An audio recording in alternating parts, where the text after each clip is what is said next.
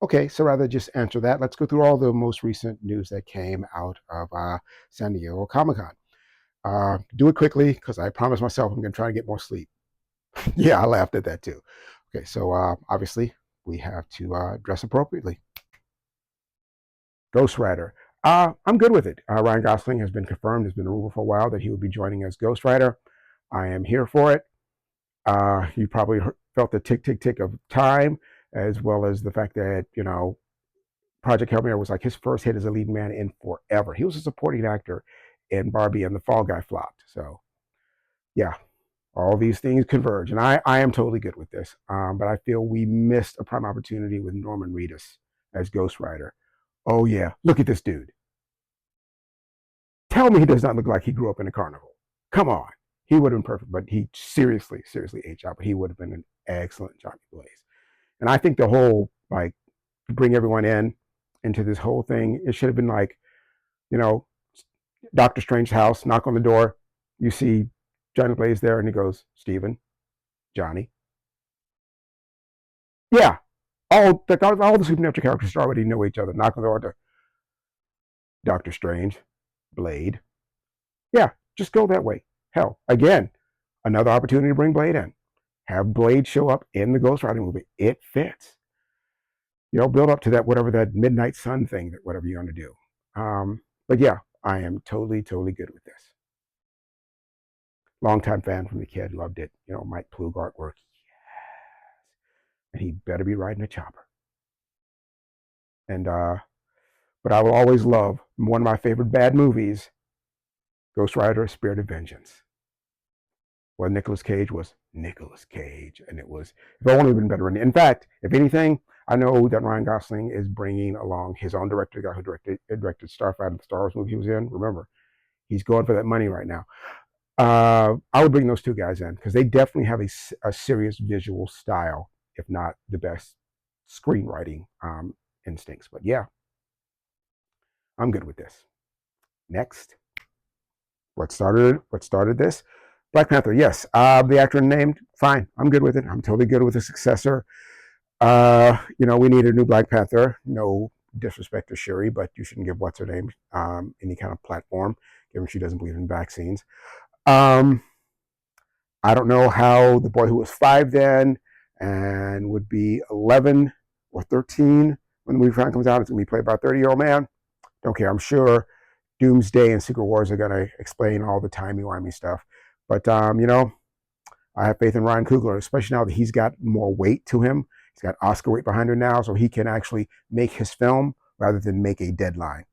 Yeah, I am never giving over how shoddy that CGI was in Black Panther, ever, some of the problems in the script. Now he's got time. He's got all the time in the world, and I think it's going to be a good idea. Yeah, let's go with that. And last but not least, okay, so we finally got a full Lanterns trailer. I was joking last week when I said that that Paul Feige called up Greg Berlanti, and Berlanti told him, look, no matter how much they bitch and moan, throw them a little fan service, they will show you their bellies every time. Because that's what it was for me when I saw the Doomsday teaser, seeing Steve. There are a whole lot of geeks showing a whole lot of bellies after this one, because talk about the service. You get mention of the Manhunters. You get the Oath. You get Sinestro. You get Oa. Geek bellies far and wide. We've come a long way. I don't know why they're making Jon Stewart kind of a jerk. Attitude is one thing. Being a jerk is another. He's kind of a jerk. The ring was always mine. No. And I honestly don't know if I'm going to watch it if they kill off Hal in the first episode and all this is flashback, because we know it takes place in 2016 and 2026. 2 time frames, but I don't need Hal to die. I don't need him to become Parallax. None of that has any appeal to me. But yeah, this finally looks like a Green Lantern show, though they refuse to call it that. And still this reddish brown, this yellow brown color scheme. No, I keep forgetting the director's name, who I said I would love to see direct Superman. He has 2 Oscars behind. He directed Great Expectations. And green is a common color theme throughout the movie. Lots of things are in green. The movie itself isn't green, but that's the dominant color scheme. It's not that hard to do. It's a visual medium. You hired professionals. They made a choice, and it wasn't a good one. But also, not having any of this in the other trailers. I mean, you could have had the Oath. You could have mentioned the Manhunters. None of that has anything to do with CGI. Not even Sinestro has anything to do with CGI. That's just face paint. You could have included any of this in the teaser before, but they chose not to. They were bad teasers. They just were. This is much better. It's funny. My most watched video is me complaining about the casting of Aaron Pierre, but 2 years ago, and now I see online lots of people are saying that because Neil Adams created him specifically to be a dark-skinned black man. And yeah, where were you people when I was being called a traitor to my race, which is the dumbest insult ever? Like 3 people came up with a rational explanation as to why it's okay for NPR to be there. And if you can't figure it out by yourself, I'm not going to tell you.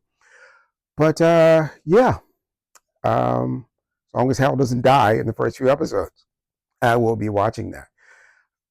Anything else? I can't think of, I don't know any of the comic news that came out of Comic-Con. If you want me to talk about something else, just ask me. And yeah, I'll talk about it. But yeah,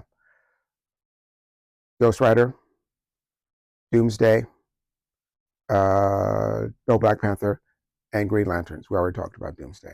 And apparently there's more Doomsday stuff at the Comic-Con. I guess they got a real trailer where you get other stuff in it, lots more other stuff, and we'll probably see that in another month or so. But yeah, my thoughts on Comic-Cons that I do not attend.